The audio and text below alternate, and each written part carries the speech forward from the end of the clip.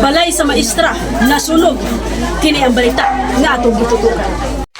Gilamoy sa kalayo ang usa ka balay sa nahitabong sunog sa Phase 4 Block 5 Barangay Rizal, San Carlos City pasado alas 12 sa Udto, Enero 27. Among balay giyong giparag-iya ni Marnie Cañete Arañez kinsa usa ka maestra nga tuwa sa Gipaganya Provincial Meet sa Bacolod City ato sa nahitabong sunog. Sumala pa sa amahan sa tag-iya sa mong balay. Nagpalit kong tambal.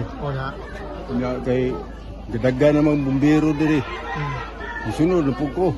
Niingon tong bata dito sa may barangay nga doon sa Amoa.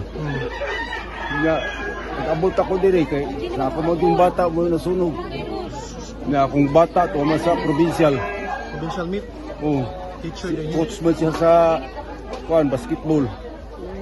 Kaya yung bana, nagtrabaho sa Itanol. Sa pikas bahin ang silingan kinsa narato sa tabong sunog. Sa sulod naman ko sirado ra ba niya masyagit naman ang pikas balay nga ningon na nga naay sunog niya pagawas na ako aso naman ang motor akong kuan dito giguyod. Sa nahibaw sa kasayuran sa K5 News FM San Carlos, gisukit-sukit sa investigador sa Bureau of Fire Protection ang duha ka bata human niya migawas ang report nga sila ang hinungdan sa nahitabong sunog. Gikumpirma ni Sir Auding nga usa iyang apo nga nagdula sa lighter. Dula sila duha sa iyang kadula. Siliyang papel sa butang sa basurahan. Patubang sa ubos kay nindako naman. Dito mo ko pag-interview sa Police. So ni Angkon yun imong apo. Duha sila ni Angkon.